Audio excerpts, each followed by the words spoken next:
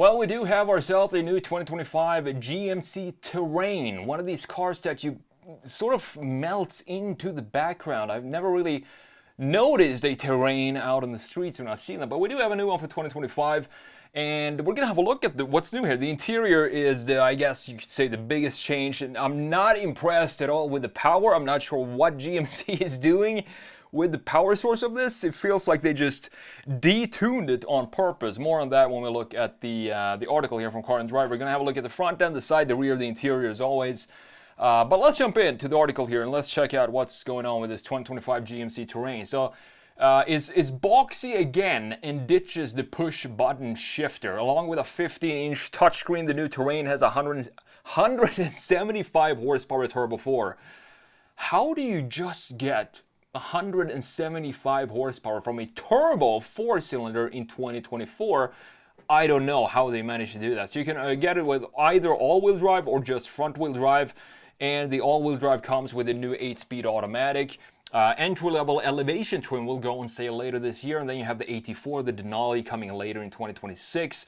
Changing gears is once again easy to execute thanks to the new column-mounted shifter. So we're going back to those old-school 70s and 80s shifters in this thing. Inside, the new Terrain has a more attractive materials and a dashboard that's dominated by a massive vertically oriented touchscreen measuring 15 inches. Not bad at all, but honestly, I feel like it is huge in this car. But if I remember correctly, it felt like it sort of fit in this interior. I can't remember. We're going to have a look at that in a minute. Actually, there is an interior picture right here. So it comes with wireless Apple CarPlay and Android Auto capability and a 5G Wi-Fi hotspot. The driver also now faces an 11-inch digital gauge cluster. And comparing this to the previous 2022, I do believe, GMC Terrain, this is just completely new. Everything in the interior is brand new. I like the interior of this, even though we're going to talk more about that later. So the previous SLE and the SLT models are gone, and the Elevation now serves as the lineup's entry point. More standard features than before included a heated steering wheel, heated front seats, remote start and adaptive cruise control. The Terrain is also available with a rear view camera mirror for the first time, and the available surround view camera system now has up to 8 different views. Not bad for a sort of a everyday regular crossover SUV. The Elevation, as I said, is motivated by a 175 horsepower turbocharged 1.5 liter 4-cylinder. I think with a design like this, looking with it, specifically with this black graphic package that you can get, it looks very aggressive. At least pump it up to 250 horsepower. That seems like to be a base today for vehicles this size. So 175 is just not impressive at all. The all-wheel drive variant will go on sale first. It's got 203 pounds of torque and routed through the new 8-speed automatic that replaces the previous 9-speed unit. Then you have the front-wheel drive Elevation, has a CVT gearbox, so that would be a no-go for me. I would 100% go with the all-wheel drive. I can't deal with the noise of CVT gearboxes. They just bother me when I'm driving them. And I also get more torque in the all-wheel drive version here. The front-wheel drive has 184 pound-feet of torque compared to the 203 for the all-wheel drive. The Elevation rides on 17-inch wheels out of the box, but it offers a black edition package, which you can see right here, looking pretty cool. This design is tight. It's a tight-looking design. It includes black 19-inch wheels and an assortment of black exterior bits. Two-tone color is available for every model with a choice of black or gray roof. Here we have the gray one. It looks almost like a white roof. Looks decent. I'm not 100% sold on it. The 84, of course, is the most capable Terrain model. It has a front skid plate for protecting its vital parts, a lifted ride height to help clear obstacles, and a suspension that's specifically tuned for driving off-road. And then you have, of course, the Denali, the top of the line, the big brother here, the fancy Terrain. The Denali is the top of the line Terrain. Every trim has a unique grille, and that is for the Denali and 84. You can see the different grills right here. The Denali comes with 19-inch, the standard, but you have optional 20-inch wheels. It makes an even bigger visual statement. You can expect the all-wheel drive Elevation, which is not the base, because as I said, you can get it with a front-wheel drive. All-wheel drive base model starting at around $35,000 when it reaches dealerships later this year. 84 and Denali might be close to $40,000, as I say here. Excuse me if I am A little bit sweaty. I just got home from the gym. I haven't cooled down yet, and I don't want to have the AC blowing right now because it's gonna ruin the audio for this video. So you're gonna have to live with me being a little sweaty. That's all good. So let's have a look at this design from a front, side, rear, and also the new interior, which is the biggest change. So up top we do have the 2022. I can't believe I managed to find a blacked out version of the 2022. I was looking a long time for this image, but I wanted to have the same sort of styling like we have in the 2024. So not a lot of changes here in the front end. It got a little simplified, I think. If you look at the grille here, we have this design here with these cutouts in the lower section, this cutout in the lower section, these dimples dipping down here. We also have it's black, so you can't really see the lines in this. Maybe it's a bad idea to have it in black, but we do have that now. We also have these headlights sticking out further, I think, than what they do in the 2024 model year. So you can see in the new one, they redesigned the grille. It's a lot more simpler now because we have one single baseline here. We don't have these dimples anymore on each side. I do think that looks better. It also makes it look a little bit more maybe premium, not having too much styling in the front end.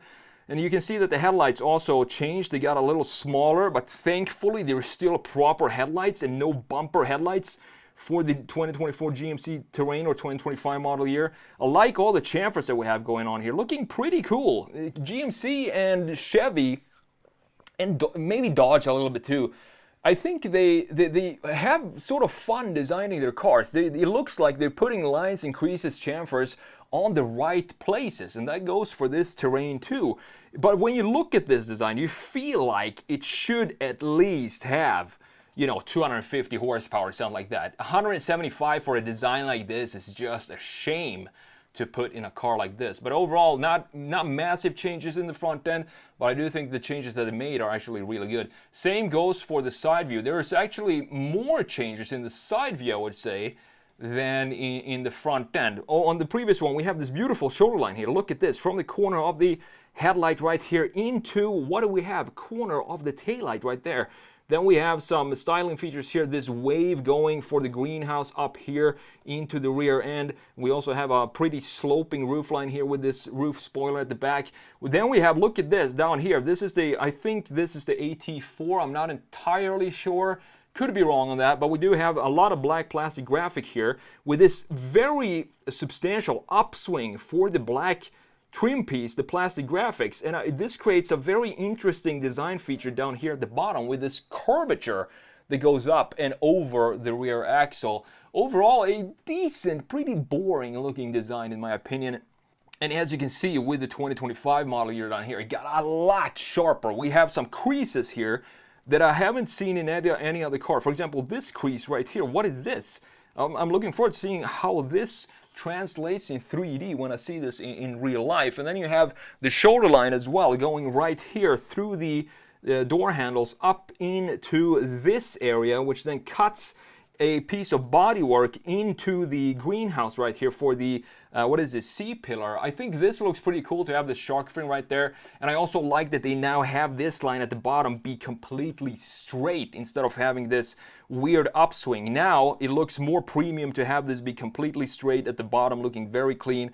You can see that we have the two-tone design here as well, which is an option for the GMC. It looks to be the maybe the 19 or the 20-inch wheels for this specific GMC Terrain. The graphics looks clean as well. We have a clear connection from what's going on in the front to what's going on in the rear. And looking at it right now from a side view, I do think this white roof, or gray as they said it was, looks pretty cool because it creates a little bit of contrast. Everything else is otherwise 100% black. So last but not least, before the interior here, the rear view. Same thing here. It was a lot of styling going on with this dip here. We have a lot of curvatures in the front, in the side, and in the rear of the previous GMC Terrain here. Doesn't look bad. I think this is probably my favorite view for the 2022 Terrain, but as you can see, they switched this up again. So now we have less curvatures, more static lines. It makes it feel like this is actually a different model, a big brother to the previous generation Terrain, because we have less styling, as I said.